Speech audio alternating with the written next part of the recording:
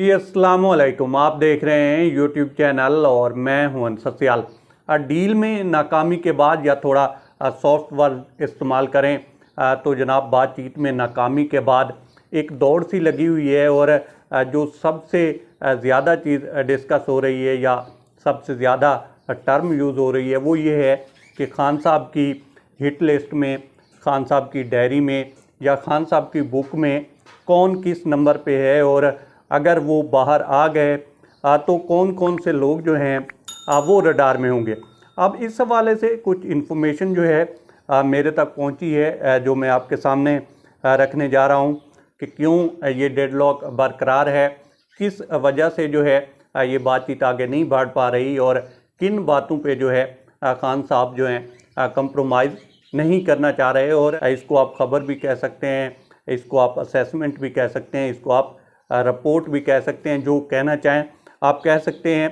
तो सबसे पहले तो जी ये जो तासुर दिया जा रहा है कि खान साहब किसी से बात करने को ही तैयार नहीं है, तो ये तासुर गलत है क्योंकि वो अगर अपनी हुकूमत ख़त्म होने के बाद 2 मरतबा सीक्रेट मीटिंग जनरल बाजवा साहब से कर सकते हैं तो वो किसी से भी मिल सकते हैं और किसी से भी बातचीत कर सकते हैं। और इसका उन्होंने अभी लास्ट जो उनकी गुफ्तगू हुई सहाफ़ियों के साथ तो उसमें बरमला इजहार भी उन्होंने किया है। और ये खबरें फैला कौन रहा है?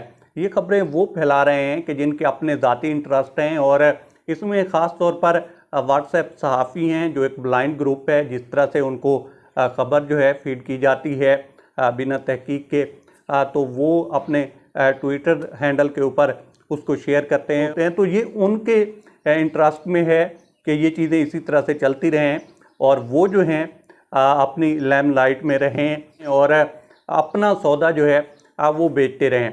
अब अगर हम बात करें कि डेडलॉक जो है वो कहाँ पे है, किन चीज़ों के ऊपर खान साहब कंप्रोमाइज़ नहीं कर रहे, तो जनाब नंबर 1 तो इस चीज़ के ऊपर खान साहब बाज़िद हैं कि जो लव लेटर लू साहब ने भेजा था उसकी तहकीकात होनी चाहिए। और वो कहते हैं कि इसको जो है किसी मंतकी अंजाम तक ले जाना होगा।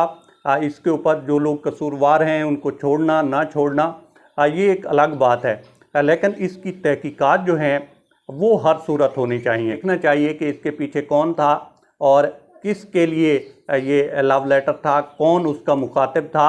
तो इससे वो पीछे हटने को तैयार नहीं है। लेकिन इंटरेस्टिंगली उनके ऊपर जो हमला हुआ था उसको वो मुआफ़ करने के लिए तैयार हैं, लेकिन इसके पीछे जिस तरह से प्लान किया गया, जिस तरह से पीटीवी के ऊपर बैठकर कुछ जो हैं क्लिप शेयर किए गए और मज़हब का सहारा लिया गया और उससे जो मुनाफरत फैली और साथ साथ जो सोसाइटी को नुकसान हुआ उसको वो भूलने को तैयार नहीं हैं और ना ही उसके ऊपर कंप्रोमाइज़ करने को तैयार हैं। और ये किया किसने था? PMLN के कुछ जो हैं लीडर थे, जिसमें जवेद लतीफ़ साहब थे, कुछ और भी नाम थे। और आजकल जिस तरह से जवेद लतीफ़ साहब बोल रहे हैं और इनको हीरो साबित करने की कोशिश की जा रही है, तो इसके पीछे एक बड़ी वजह ये भी है कि एक खौफ है कि अगर उस बंदे के साथ डील हो गई या उस बंदे के साथ बातचीत हो गई और वो बाहर आ गया तो वो फिर छोड़ेगा नहीं। इसीलिए एक सॉफ्ट लाइन ली हुई है कि PTI की नज़र में थोड़ा इमेज बेहतर हो, वरना जब वो आएंगे तो ये लोग जो हैं रगड़े जाएंगे। अब फिर जी इस डेडलॉक में तीसरा और इम्पोर्टेंट पॉइंट जो है वो है अरशद शरीफ शहीद की शहादत, उसका किया गया कत्ल और ज़िले शाह और दीगर जो PTI के लोग जो हैं शहीद हुए और हकूमती जबर का निशाना बने।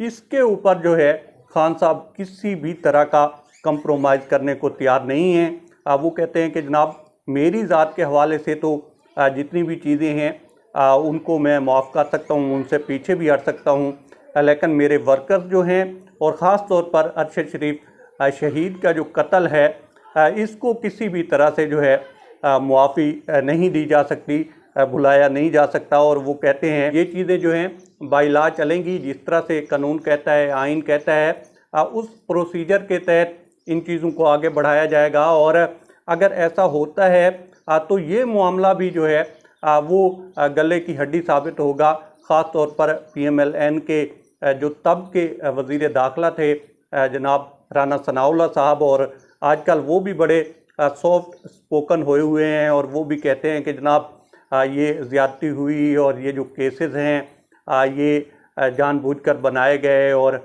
हमें हरवाया गया और इसका जो नुकसान है वो PTI को भी हुआ और खान साहब के ख़िलाफ़ गलत केसेस बने। तो एक वजह ये भी है कि जब कभी भी इन चीज़ों की तहकीकात होंगी तो सीधी उंगली जो है राना सनाउल्लाह साहब की तरफ जाएगी। साहब की डायरी में जो है इनका नाम यूँ कह लें कि टॉप ऑफ द लिस्ट है।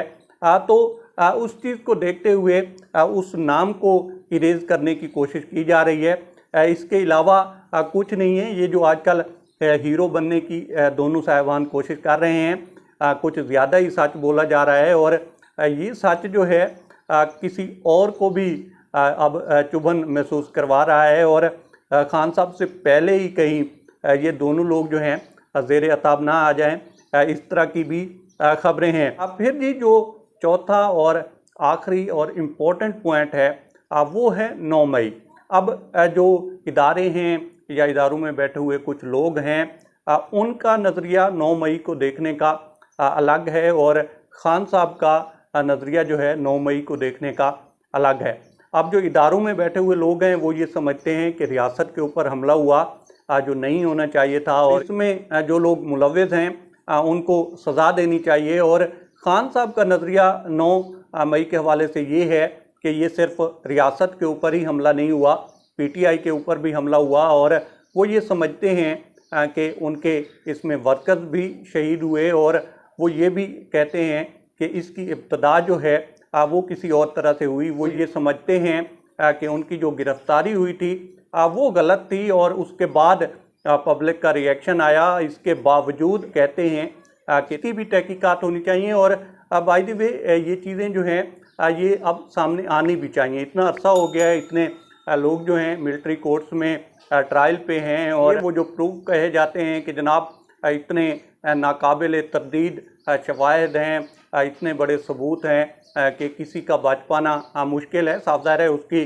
जो है CCTV भी होगी। अब ऐसा तो नहीं हो सकता कि हर जगह की जो है CCTV ही ख़राब हो और ख़ास तौर पर इतनी इम्पोर्टेंट जगह कि एक कोर कमांडर हाउस कहा जाता है, दूसरा जनाह हाउस कहा जाता है। इसके अलावा काफ़ी सारी ऐसी जगह हैं जो कि काफ़ी इम्पोर्टेंट हैं। तो ऐसा तो नहीं हो सकता कि हर जगह के कैमरे ख़राब हों। तो वो जो शवाहिद हैं जो बार बार कहे जाते हैं, मीडिया भी कहता है, कुछ ज़िम्मेदारान लोग भी कहते हैं, तो उनको सामने आना भी चाहिए और फिर दूध का दूध और पानी का पानी एक मरतबा हो ही जाना चाहिए और कौम को भी पता चले कि भाई इसमें PTI जो है वो कितनी इन्वॉल्व है। तो जनाब ये वो इम्पोर्टेंट पॉइंट हैं जिनके ऊपर बात जो है वो अटकी हुई है, डेडलॉक बरकरार है। और देखें ईद के बाद जो है ये वंस फॉर एवर होने जा रहा है क्योंकि अब जो फैसला कुन मरहला है वो शुरू हुआ चाहता है और इसमें कुछ लोग जो हैं वो हीरो बनना चाह रहे हैं इस वजह से कि उनको लगता है कि जैसे माजी में PTI को कहा जाता था कि जनाब हम आपके साथ हैं, कोई मसला नहीं है, हम कंटिन्यूटी चाहते हैं, अब पॉलिसीज़ में कंटिन्यूटी चाहते हैं और फिर तहरीक अदम एतमाद आ गई। इसी तरह का जो है मंजरनामा PMLN को नज़र आ रहा है और इसको भांपते हुए, इसको देखते हुए जो है वो ये सारी बातें कर रहे हैं और PTI के हक में जो है बातें कर रहे हैं। PTI के लोगों के लिए वो जो है हीरो बनकर सामने आने की कोशिश कर रहे हैं और कोशिश ये है कि किसी न किसी तरह से खान साहब की वो जो बुक है या पेपर है या डायरी है उसमें अगर टॉप ऑफ द लिस्ट उनका नाम है तो वो किसी न किसी तरह से जो है इरेज किया जाए। बहरहाल अब तक इतना ही। आप दोस्तों से रिक्वेस्ट है कि आप हमारे चैनल का विज़िट करें और अगर आपको हमारे चैनल का कंटेंट पसंद आए तो इसे सब्सक्राइब करें। तामुन के लिए शुक्रिया दोस्तों। अल्लाह हाफ़िज़।